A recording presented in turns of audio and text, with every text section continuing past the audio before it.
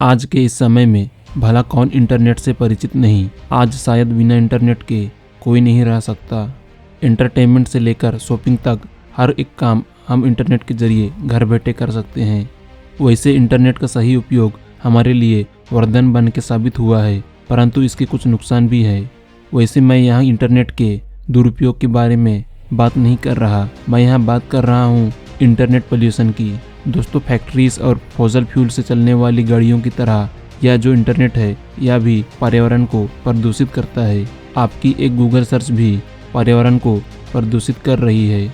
2016 तक पूरे विश्व में 3.4 अरब इंटरनेट के यूजर्स थे और 2022 तक सिर्फ भारत में ही करीब 54 करोड़ लोग इंटरनेट का इस्तेमाल कर रहे हैं। ऐसे में इंटरनेट से होने वाले प्रदूषण को हल्के में नहीं आंका जा सकता। अब आप लोगों को लग रहा होगा कि इंटरनेट पोल्यूशन क्या होता है और ये कैसे होता है। इंटरनेट के लिए इस्तेमाल होने वाले डाटा सेंटर के नियमित रूप से गर्म और ठंडा करने की प्रक्रिया में उत्पन्न होने वाले प्रदूषण को ही इंटरनेट प्रदूषण कहते हैं। वैसे आपको बता दूं कि डाटा सेंटर एक ऐसी जगह होती है जहां पर इंटरनेट पर मौजूद डाटा को स्टोर करके रखा जाता है। वैसे इतनी भारी मात्रा में मौजूद डाटा को कोई आम साधारण कंप्यूटर में प्रोसेस व स्टोरेज करके नहीं रखा जा सकता, इसलिए डाटा सेंटर के अंदर अक्सर सुपर कंप्यूटर को इस्तेमाल किया जाता है।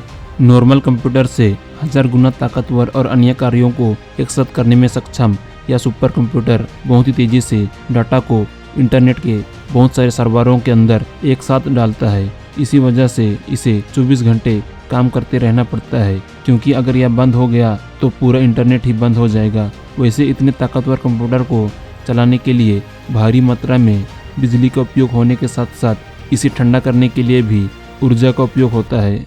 नॉर्मल कंप्यूटर के मुकाबले सुपर कंप्यूटर बहुत ही जल्दी गर्म हो जाते हैं। वैसे बता दूं कि कुछ पलों के लिए भी अगर इंटरनेट बंद पड़ जाए तो कई सारी कंपनियों को अरबों डॉलर का नुकसान हो सकता है। इसलिए अक्सर कंपनियां डाटा सेंटर के ऊपर खास ध्यान रखती है। डाटा सेंटर कैसे बढ़ाता है प्रदूषण।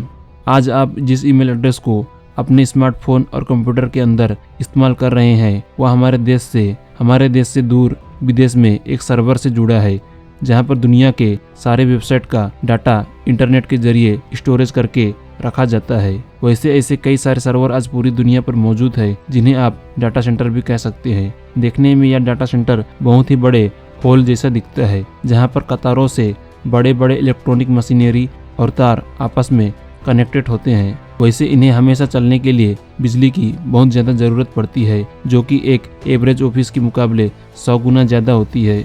ऐसे में कार्बन फुटप्रिंट की मात्रा भी बहुत ज़्यादा बढ़ जाती है। आपको बता दूं कि कार्बन फुटप्रिंट एक तरह से कार्बन डाइऑक्साइड उत्सर्जन को मापने की इकाई होती है, जो कि कंपनियां डाटा सेंटर से होने वाले प्रदूषण को नापती है। ऐसे में आप अंदाज़ा लगा सकते हैं कि अगर कोई डाटा सेंटर बिजली और ऊर्जा की हद से ज़्यादा खपत कर लेता है तो कितना ज़्यादा प्रदूषण होगा। हमारे द्वारा किए जाने वाला एक गूगल सर्च हमारे पर्यावरण तथा हमारी पृथ्वी के लिए दिन प्रतिदिन काफ़ी महंगा पड़ता जा रहा है।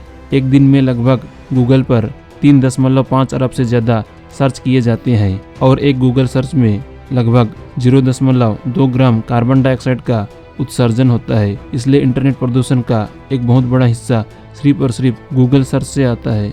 हर एक सेकंड में गूगल पर 47,000 से ज़्यादा सर्च रिक्वेस्ट आते हैं, जो कि हर सेकंड 500 किलो तक कार्बन डाइऑक्साइड का उत्सर्जन करते हैं। एक रिसर्च से यह पता चला है कि अगर कोई व्यक्ति नियमित रूप से 1 महीने तक इंटरनेट इस्तेमाल करता है तो वह 1 मील दूरी तक चली कार से निकलने वाले प्रदूषण जितना ही प्रदूषण कर रहा है, जो कि लगभग 360 ग्राम के आसपास है।